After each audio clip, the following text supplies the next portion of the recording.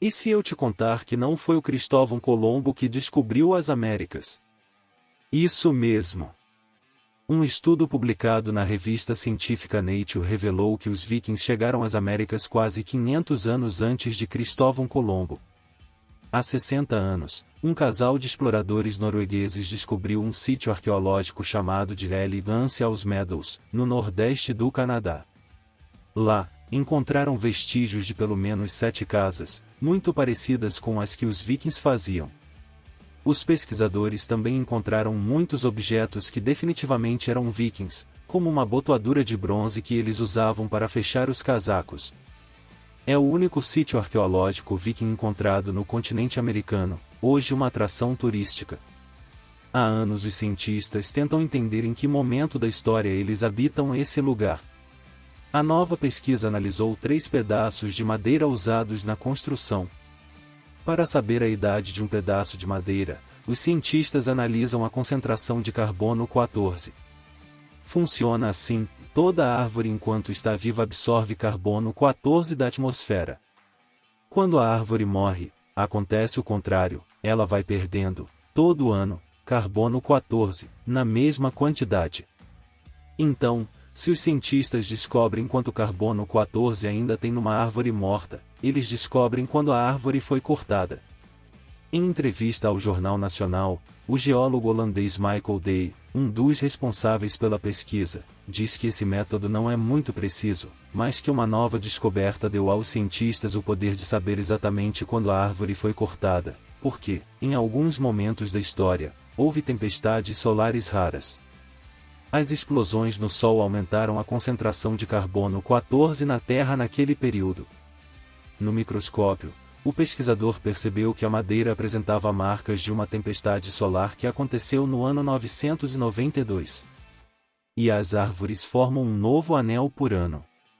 Assim, os pesquisadores determinaram que a árvore foi cortada por um machado viking precisamente no ano de 1021, há exatos 1000 anos, que foi quando essa vila existiu. 100 anos antes disso, os vikings colonizaram a Islândia, pequena ilha do Atlântico Norte. As sagas islandesas escritas no século XIII falam de um explorador chamado Leif Erikson, que teria saído da Islândia e encontrado um novo mundo. Pesquisadores acreditam que seja Elegância aos Meadows.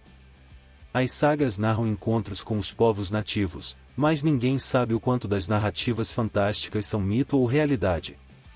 Estudos sugerem que um grupo de 100 pessoas morou lá por até 13 anos e depois abandonou tudo e foi para a Groenlândia.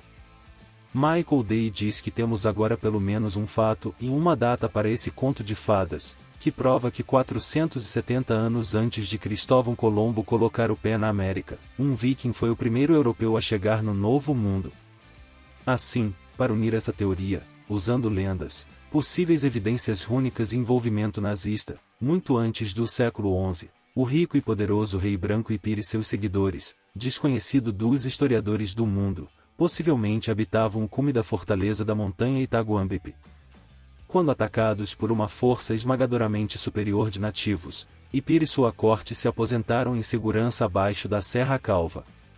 Talvez os vikings tenham sido enviados a Mumbai mais tarde para proteger e supervisionar a instalação do telhado de concreto impenetrável e dos lados do portal abaixo da Serra dos Carecas.